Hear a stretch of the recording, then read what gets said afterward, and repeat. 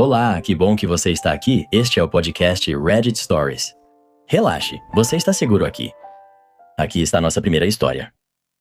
Karen invadiu o sistema escolar para garantir lição de casa ao filho e foi presa. Eu ensino inglês no ensino médio. Normalmente, isso vem com o caos típico de sala de aula, lição de casa esquecida, alunos tentando me convencer que o cachorro comeu a redação ou que o Google Docs apagou o arquivo. E claro, o eventual e-mail de um pai que acha que seu filho é um gênio literário ainda não descoberto. Mas este ano, testemunhei um comportamento mimado tão absurdo e elaborado que ainda duvido se não participei de uma pegadinha escondida. Então, antes do ano letivo terminar em maio, o distrito realizou uma série de reuniões de fim de ano para decidir quais mudanças queríamos implementar no outono. Os professores estavam exaustos.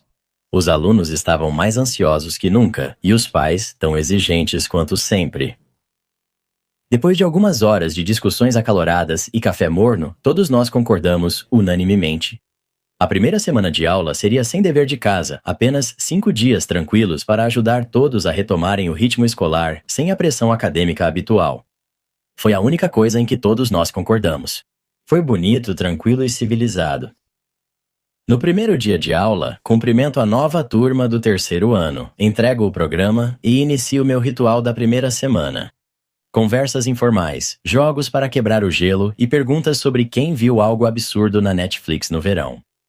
Ao finalizar o dia, um dos meus alunos, Eli, um garoto inteligente, levanta a mão e pergunta: Sr. Reynolds, quando o ensaio de verão deve ser entregue? Eu pisquei. Que ensaio de verão? Sabe, aquele sobre o que fizemos nas férias. Minha mãe disse que a escola enviou um e-mail dizendo que era a nossa primeira tarefa. Todos os meus alertas internos dispararam. Redação sobre as férias? Dissemos claramente, nada de dever de casa, nem uma folha de exercícios ou vírgula fora do lugar. Garanto ao Eli que essa tarefa não existe. Ele parece confuso, vou verificar de novo. Mais tarde, verifico meu e-mail e encontro uma mensagem oficial do superintendente. Assunto: atualização da tarefa da primeira semana, redação reflexiva sobre o verão. O corpo do e-mail explica que, devido ao grande apoio dos pais, todos os professores do distrito devem passar uma redação sobre as experiências de verão dos alunos. Um dos pais parece ter iniciado uma petição no verão e obteve grande apoio por e-mail. O e-mail inclui até uma lista de funcionários que apoiaram a ideia, inclusive este que vos fala. Agora deixe-me ser claro. Em nenhum momento eu concordei com isso. Eu amo meu trabalho, mas também amo não ser queimado na fogueira por adolescentes exaustos no segundo dia. Reviro minha caixa de entrada para ver se cliquei em algo por acidente. Nada na caixa de enviados, nada na lixeira, nenhum registro de que eu tenha respondido à petição. Meu nome estava listado com outros professores com quem falei depois que também estavam confusos. Então agora estou desconfiado. O e-mail original do abaixo-assinado veio de um endereço que parecia um nome de usuário rejeitado do AOL Instant Messenger de 2006, Field Hockey Mom 822008. Sem nome, sem assinatura de professor. Apenas um apelo de que todos os alunos deveriam ser responsabilizados com uma tarefa de redação produtiva para ativar seus cérebros depois de 3 meses de preguiça e descanso. Então comecei a ligar os pontos. O Departamento de Tecnologia instalou um rastreador de metadados nas comunicações do distrito no ano passado após um aluno usar o ChatGPT para falsificar um atestado médico. Foi assim que o superintendente conseguiu rastrear a origem da petição pelos rastros digitais. E adivinha só? Nossa misteriosa mãe do hóquei em campo acabou sendo uma pessoa de verdade. Uma mãe de uma das nossas alunas do segundo ano que, veja só, joga, isso mesmo, hóquei em campo.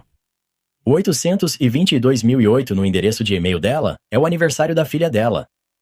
Após a equipe de tecnologia cruzar o ID do dispositivo, localização e um IP, logo descobriu que essa mãe forjou vários e-mails falsos de recomendação e se passou por funcionários do distrito.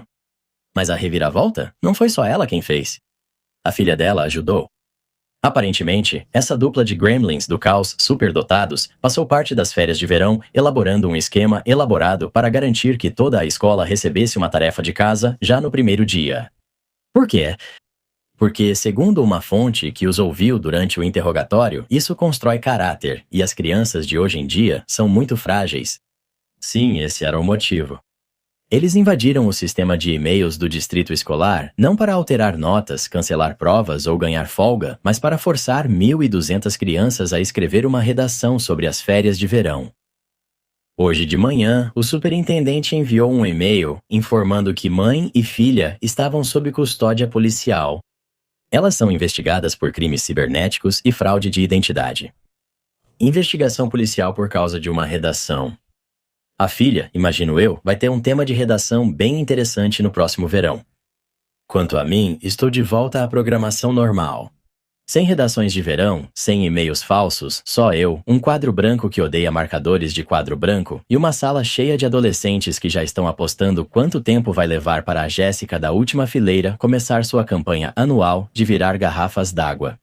Quer saber? Prefiro isso do que ser mãe de jogadora de hóquei em campo, qualquer dia. Então, a Karen invadiu todo o sistema da escola só para dar mais dever de casa para os alunos? Eu nem consigo responder a um e-mail sem precisar de uma pausa para um lanche. Bom, talvez se as crianças aprendessem disciplina, não cresceriam para virar o tipo de gente que zoa os mais velhos na internet, garoto do Reddit. Disciplina? Karen, eles escreveram redações de verão na primeira semana. Isso não é disciplina, é trote acadêmico. No meu tempo, a gente escrevia redações subindo ladeira, nos dois sentidos, à mão, e gostava disso. Ainda assim, de algum modo, ninguém ficou sob custódia policial, Karen. Na próxima, deixe os professores trabalharem sem espionagem cibernética. Tudo bem, mas só se alguém fizer um documentário chamado Escândalo do Dever de Casa. Quero meus créditos. Seria errado dizer à minha namorada que a amiga dela não será convidada para nossos eventos em casa? Eu moro com minha namorada há 2 anos. A gente quase nunca briga. Ela é gentil, atenciosa e tudo que eu queria. Porém, um problema recorrente persiste. Como ela lida com suas amizades? Ela é uma pessoa que quer agradar todo mundo por natureza, nunca quer tensão e acaba pisando em ovos se alguma amiga dela é tóxica. Eu sou o oposto. Sou quieto, calmo, mas não fujo de confronto quando é necessário. Agora, um dos amigos dela, vamos chamá-lo de Mike, sempre me incomodou. Percebi isso pela primeira vez anos atrás, antes de morarmos juntos. Mike estava forçando para ser meu camarada e, de repente, começou a fazer brincadeiras físicas esquisitas com todas as mulheres ao redor. Certa noite, ele colocou o braço na cintura da minha namorada ao contar uma piada e eu perdi a cabeça. Eu falei diretamente para ele que aquilo era desrespeitoso.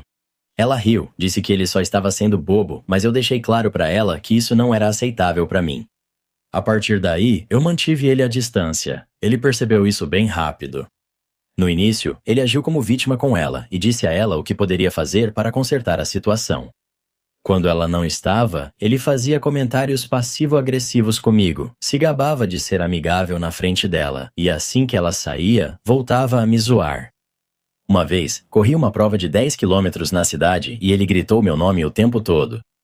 No final, ouvi ele zombar para um amigo. Nossa, achei que o P fosse péssimo em corrida. Que incentivo, hein? Esse padrão continuou. Ele era legal com ela por perto, mas falava mal de mim quando ela saía. Com o tempo, notei que ele não atacava só a mim, mas também outras pessoas. Cara amigável, veneno para quem ele achava que podia manipular ou testar. Fizemos novos amigos este ano, pessoas ótimas, pé no chão, honestas. Fizemos uma festa de jogos no quintal de casa. Em um jogo, Mike perdeu a paciência e acusou um amigo de trapacear. O amigo era quieto e evitava confrontos. Eu intervi, disse para Mike pegar leve e parar com as palavras duras, especialmente no nosso espaço. Mike parou, olhou para o grupo e fingiu que eu era o vilão, tentando contornar a situação com pedidos de desculpa dramáticos, como se fosse o pacificador. Após aquela noite, comentários começaram a circular entre nossos amigos. Disseram que Mike parecia estranho, desdenhoso e falso com os outros. Disseram que ele andava espalhando mentiras sobre mim, afirmando que eu me aproveitava dos outros. Minha namorada disse que não quer ele na próxima festa. Ela diz que é preocupação comigo, claro. Ela viu as mesmas coisas, mas eu suspeito que é mais porque ela finalmente percebeu a toxicidade dele pelo que realmente é. O momento foi revelador. Mike havia pedido para ela incluí-lo no grupo de aniversário que ela organizava discretamente com nosso círculo. Ela precisou decidir se aceitaria ou não o convite dele. Percebi que ela sofria com a culpa, pois evita conflitos e não quer magoar ninguém.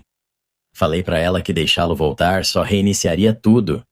Agora, ela duvida da decisão e pensa em perdoar quando sente o coração apertar. Quero que ela mantenha a posição, pois não se trata de insegurança minha. Trata-se de promover encontros seguros e autênticos. Ele já provou não ser confiável para evitar situações constrangedoras, especialmente com outras mulheres. Ele já mostrou que vai rebaixar as pessoas enquanto finge fazer parte do grupo de apoio. Não posso receber alguém que disse coisas assim, ainda mais sendo falsas e motivadas por rancor. Minha dúvida é, estou errado em impor esse limite e dizer que ele não está convidado, ainda mais suspeitando que ela pode deixá-lo entrar mesmo assim? Atualização. Alguns questionaram se ela manterá a decisão ou voltará atrás. A questão é que ela já fez isso. Após um jantar tranquilo ontem, ela revelou sentir culpa por excluir Mike. Ela disse que ele parece magoado e está se perguntando se exagerou. Eu lembrei a ela que ela já exagerou não só uma vez, mas muitas vezes com o comportamento dele e deu muitas segundas chances para ele. Ela não descontou em ninguém, só parecia perdida. Ela disse e ainda valoriza a harmonia. Ela se preocupa em ser maldosa. Perguntei a ela, gentilmente, se harmonia sem segurança ou respeito é mesmo harmonia. Eu disse a ela que amo o quanto ela odeia a discórdia, mas isso não significa que ela precise reviver relacionamentos que nos prejudicam. Ela parou, me olhou e disse suavemente, você está certo. Carrego culpa há muito tempo sem necessidade. Sei que tipo de pessoa ele é, mas deixá-lo ir foi mais difícil do que imaginava. Finalizamos a noite sentados nos degraus, em silêncio, vendo as luzes do bairro. Era uma pequena vitória discordar, voltar e ainda resolver as coisas juntos. Seria ruim da minha parte dizer que me sinto orgulhoso dela por isso? Porque hoje à noite estou mesmo.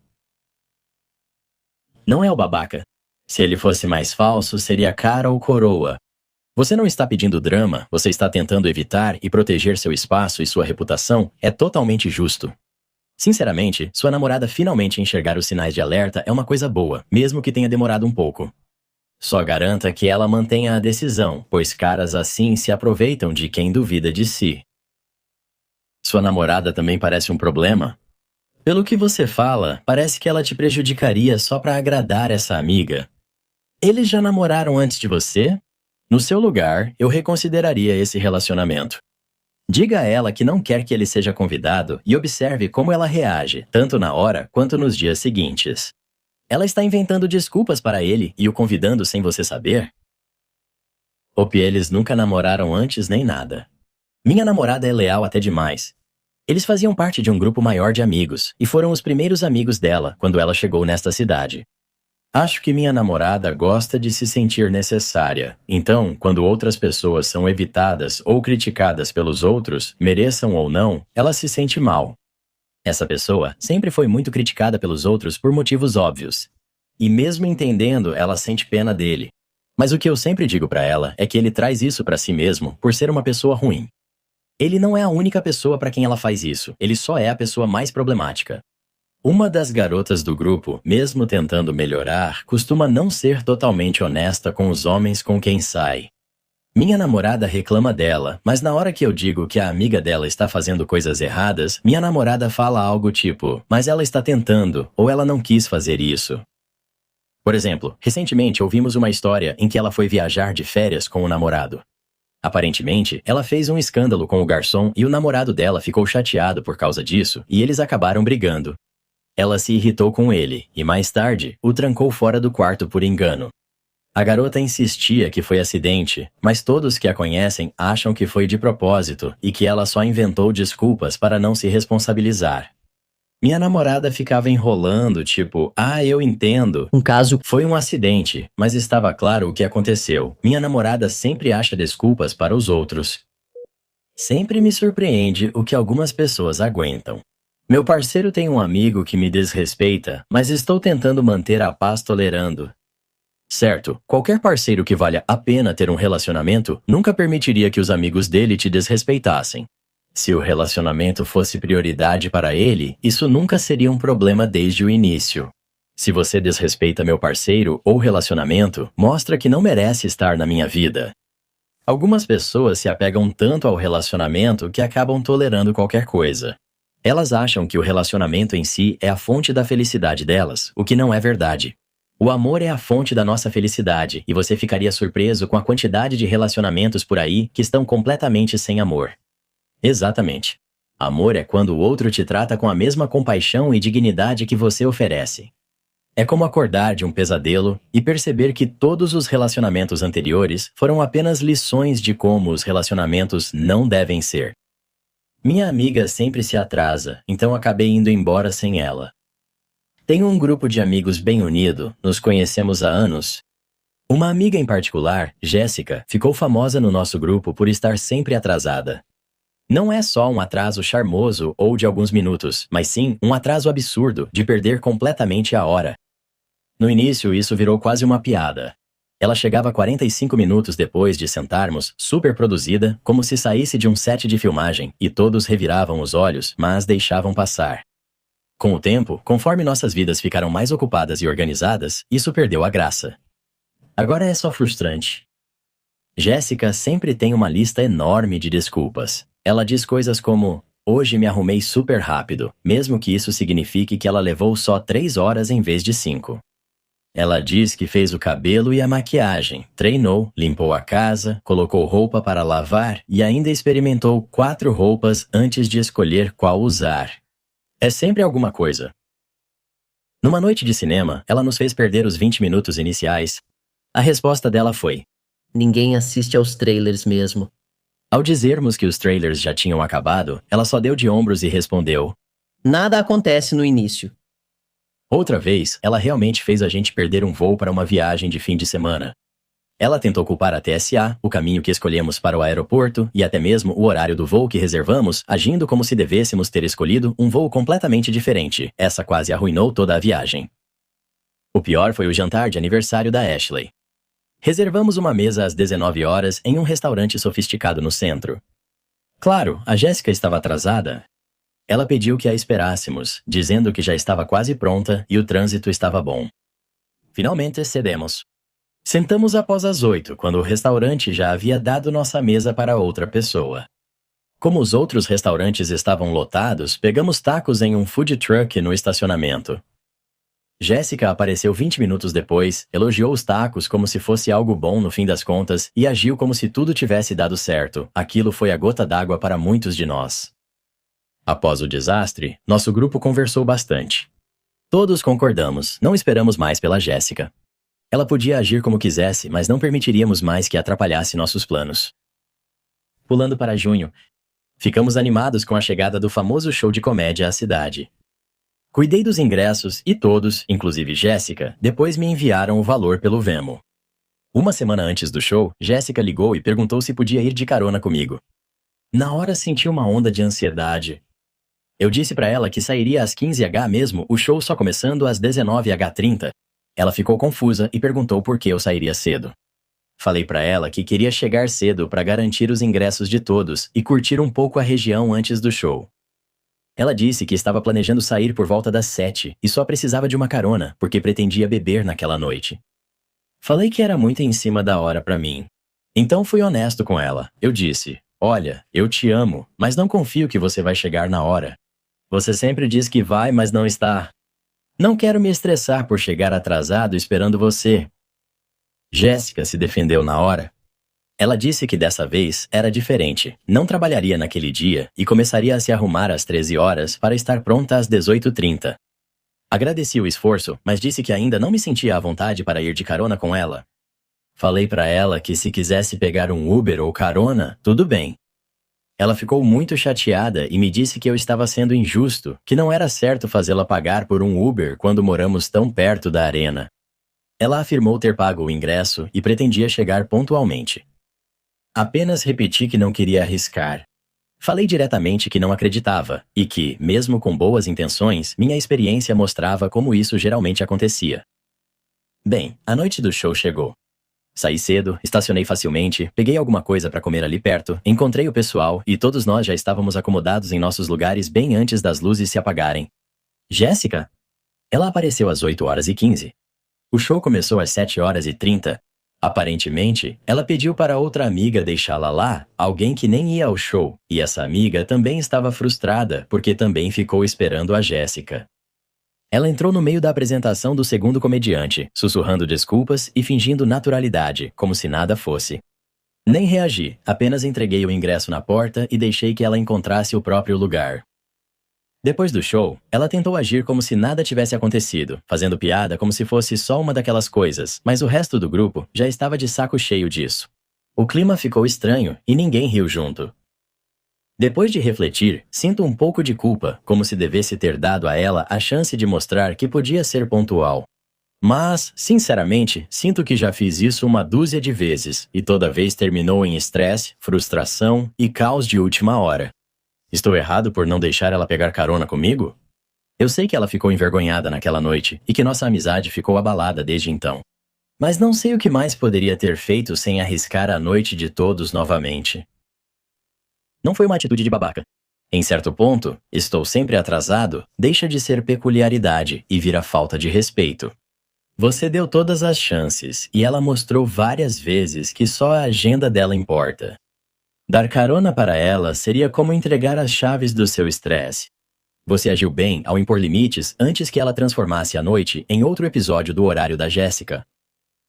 Isso é tudo por agora, mas não fique triste. Logo voltaremos com mais histórias para você. Ouça RMR Reader todas as noites para ter sonhos maravilhosos e cheios de luz como você. Clique na playlist e acompanhe. Estaremos bem aqui. Até lá, até logo.